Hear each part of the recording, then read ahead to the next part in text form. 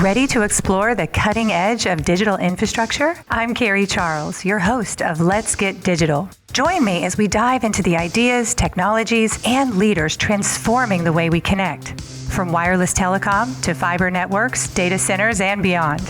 Sponsored by Broadstaff in partnership with RCR Wireless News. Now, let's dive in and let's get digital. Thanks for joining me today on Let's Get Digital. I'm Carrie Charles, your host, and I have the pleasure today of having with me virtually David Bacino. He is the Towers operating partner for Palistar Capital and also now serving as the CEO of Symphony Towers. Dave, thanks for joining me. I'm excited you're here. Yeah, Carrie, thanks for inviting me. Great topic, and I appreciate your time. Yes, so I've been doing so many shows on data centers and energy for data centers lately. So this is exciting. We get to talk about towers, the backbone of connectivity. So first and foremost, I want to know about you. So tell me a little bit about just your background, your experience, and how you got here today to the CEO seat of Symphony Towers. Well, I've been in this ecosystem, 40 years now, believe it or not. So I've been with a carrier, I've been with infrastructure manufacturers, I've been with infrastructure ownership, and now I've gotten to be with the investor that owns and holds these, and now we're operating Symphony Towers. So, in a quick snapshot, I spent early years with Nextel Communications, so I got to see the carrier side of the world. I then got to spend some time with a satellite provider called TerreStar Networks, so I got to see competitive infrastructure.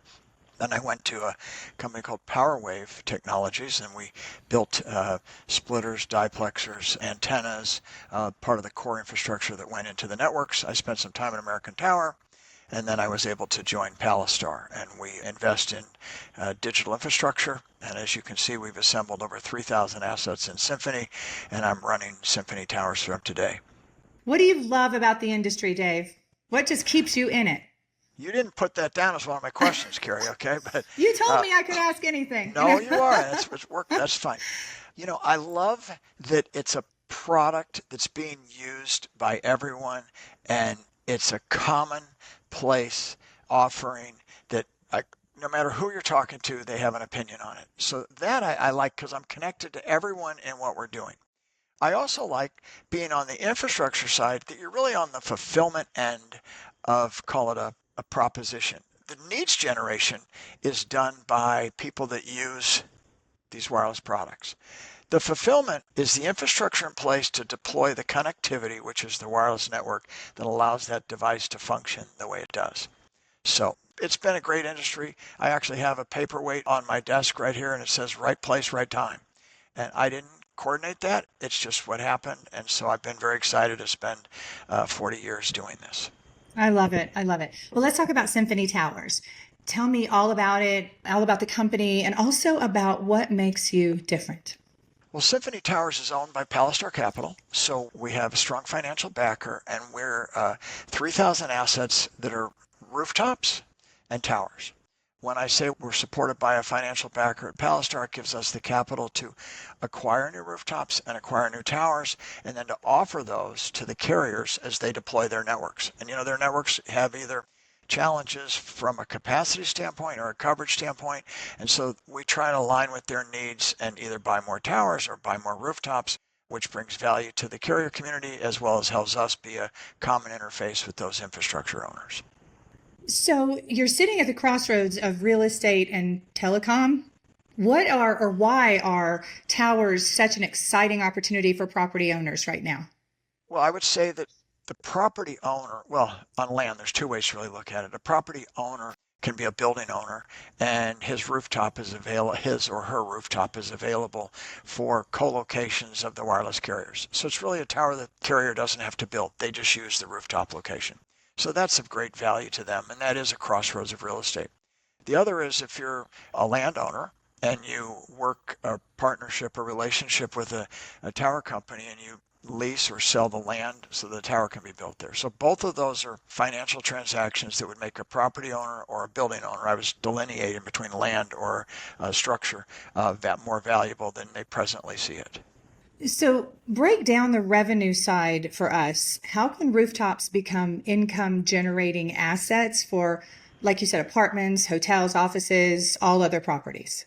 Well, I won't go into the exact math that goes behind it, but what happens is, if you own a building or an apartment and you have your tenants inside of those buildings, well, the rooftop is worth value as well. And normally it's a revenue stream or a lease that the carrier will transact with that building owner and get long-term revenue stream that gets associated with it. Now, at Symphony, one of the things we do is we go to that building owner and say, why don't we buy the economic rights through an easement for that rooftop, and then we can continually market that and make it an available site to carriers as they deploy their networks for either capacity or coverage requirements. So, what does the future look like for rooftop deployments? And where's the biggest opportunity right now that you see?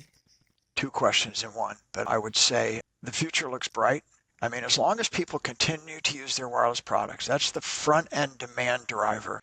There's going to be a requirement for more infrastructure. The only way you can fill more demand of a wireless product is by more spectrum or by greater utilization of that spectrum, which is by putting more infrastructure points of presence for the deployment of radio frequencies into place. So it's extremely strong because, I mean, I have 3 children that use their phones continually. There's new apps on it every single day. So I think the requirement for capacity and demand is only growing. So I think building and rooftop owners will continue to see more and more value because people need more and more locations to deploy their radio frequency as a carrier. And the opportunities are practically endless because there's new buildings being built all the time, right? New developments being built. So those are opportunities for you to go there and provide rooftop, right? Rooftop coverage. They are, but once a town or an ordinance provides zoning to one rooftop, they're normally not going to provide it to, 5 buildings in one zip code. They like to kind of keep the carrier's installations at a common location, which is fine. So I won't say unlimited. I liked how you said that because the more demand, the more requirements that they'll need from a location standpoint. But it does have some requirements around approvals and zoning commissions saying that can be zoned a communication site. Okay. Let's talk about the tower industry today and the way that you see it. There's just been a lot going on, a lot in the news. And, there's layoffs, there's things happening on the wireless side that, with Dish and this, there's just all kinds of, I guess, activity that we've noticed. So what's happening right now? And then where do you see the tower industry going, let's say in the next 5 years? I see it all positive. Okay. I see it's all by that demand creation, which is how much people use a wireless product and what the applications for wireless products are. So today we think of it as voice, we think of it as data, we think of it as content over wireless devices. Now you have mobile cars, you have autonomous driving. I think all that's growing. So I think you called it the tower industry, I'm going to say the infrastructure industry, which is a building, a tower, or anything that's zoned for communication services, which light poles are even getting those today if you take a look at what's happening on the top of light poles. So I think there's just greater and greater demand because of the requirement of the user. So I think every single year we're going to see this industry grow. I think we're going to see the requirements for the industry grow. And then I think when we understand what's happening between the next generational shift of RF deployment, which is 5G to 6G, I'm not an engineer to do the analysis for you, but if the requirement is with less power, if you have less power, you actually need more points of infrastructure. So you're going to have more requirements for towers, more requirements for rooftops to keep the same network performance that the user is accustomed to. So your question is, what do I think is happening in the industry? I think it continues to grow. What do I think it's going to be in 5 years? I think it grows every year for the next 5 years. I think that's actually 10, 15, and 20 years. It's just wireless connectivity, I think, is not going away. Well, that's good news for job seekers. So love hearing it. Beyond mobile, what new use cases are emerging for towers that people may not necessarily be thinking about right now? Well, we can define mobile as the phone and handset that we all carry around today. But, public safety, first responders, search and rescue, autonomous driving, device tracking. There's a huge array of other wireless connected requirements that are happening out there today. So yeah, people normally think about our industry as the three big tenants, which would be AT&T, Verizon, and T-Mobile. But we talk to multiple other application providers that need connectivity, and they're doing it wirelessly today. Okay, I love hearing this. It's all positive. I'm getting inspired. So I want to talk a little bit more about 6G. I mean, from your perspective, what's happening around 6G, and also will it reshape or change the tower world? I haven't seen the specifications on 6G, so it's really hard to comment on that. I think it will enforce the needs and requirement for infrastructure. And so I used the example earlier that if 6G is a lower power radio frequency deployment, you're going to need more towers. If it's higher powered, well, it's providing faster services and benefits for the applications, which I think people just use them more, which means people need more network, more connectivity, which means you need more infrastructure. So once again, as you can see, I see it in a positive fashion. I want to talk a bit about satellite systems, LEO, Starlink. How do you see satellites impacting tower strategy? Is it competition, complement, something else? What do you see in the future here? I see it as a complement. As you heard earlier, I actually spent a few years at a satellite provider, so I have a feeling of how that actually works. I think the macro networks that we see today, which is what delivers your connectivity through radio frequency deployment, those aren't going to change. I think this is an overlay to provide fill-in. I think there's some applications in remote rural areas. You heard me earlier, you said what other applications use.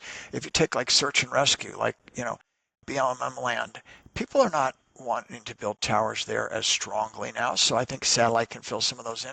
I don't think it jeopardizes any of the networks that are in place today. I don't think it jeopardizes any of the growth for the frequencies and spectrum that the carriers own.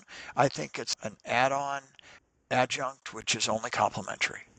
Hey, that's good to know too. We actually use Starlink. I spend a lot of time in Puerto Rico. And just like you said, we don't really have many cell phone towers around us, and, not really good Wi-Fi. So Starlink works for us there.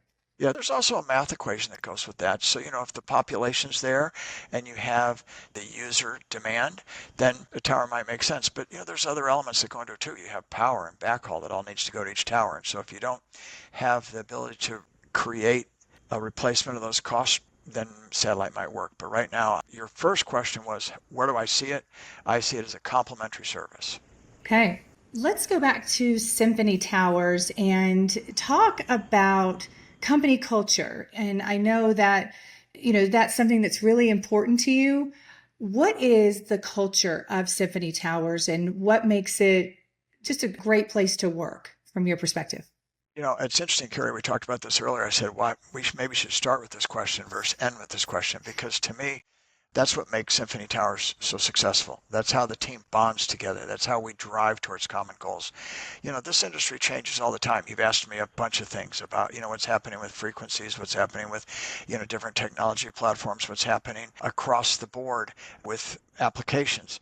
So I want to create a culture where, one, we're all flexible. We all put our arms around problem solving. And we talk about taking the hill together at Symphony. So it's not independent functional groups. It's one business unit that says, here's what we're driving towards as a goal and a strategy for the organization. But we're a tight-knit group. We're small, but we're strong. We're nimble. I think we have a good ear and listen to the customer. So, very customer driven. So I don't know how you put a single word on what that means from a culture, but strong in its energy. People are happy to work there, and we put a lot of focus on that, especially when we evaluate that on a quarterly and semi-annual basis. What about leadership, Dave? What are some principles that just really guide you when it comes to being a leader? I like this podcast because you gave me a list of 5 questions, and you now asked me 4 that you didn't even put on there. But you're doing great, by the way. Thank you. Thank you for answering these. I would say, in leadership, and I'm not trying to say it for me, but in general, I think that a leader needs to be clear with their message. I think they need to be trusted. I think they need to be visible. And I think that they need to also give feedback. So I think that way that culture stays linked together, and I think everyone is commonly focused. I also think that leaders need to be decision makers. I think they need to make a decision, right, wrong, or indifferent. You can adjust, but you can't sit and evaluate forever. So I guess those are some attributes to leadership. Maybe we can write a book on it Yes. that people are successful with. That's just a quick reaction to your question. Yes, no. And thank you for answering a few questions that I didn't prepare you for. I'm just in the moment with you, Dave. I'm in the moment. There we go. There we go. The vision, the long-term vision for Symphony Towers. What do you see? What are you creating? Oh, I see a great partnership with the carrier community. So there's two ways I can look at that, Carrie. One is, what are we creating for an infrastructure owner as we relate to wireless carriers? I see us creating an organization that provides needed infrastructure, that's flexible, that understands what the carriers need when you come to contracting. That's the terms and conditions that they're executing to join our rooftop or our towers. That's one thing we're creating. I think when you look at it as an investor, because that's where Palistar comes into it, we're creating a vehicle of assets that have long-term stability to their revenue streams, that grow every year through escalators and additional use, because you asked, do people need the towers and rooftops more? So I think both of those are being created as Symphony grows and progresses on a yearly basis. All right. I think we are done. I'm finished with the questions, unless you just want me to keep going. No. Listen, I appreciate the time. I appreciate what you do for our industry, Carrie. You're always bringing additional value to all of us with your insight, with your podcast, as well as your company. And I look forward to seeing you at many more of the industry events that are coming up in 2026. Sounds good, Dave. Thank you so much for coming on the show. I really had fun. Thank you. Have a great day. You too. Thanks for tuning in to Let's Get Digital.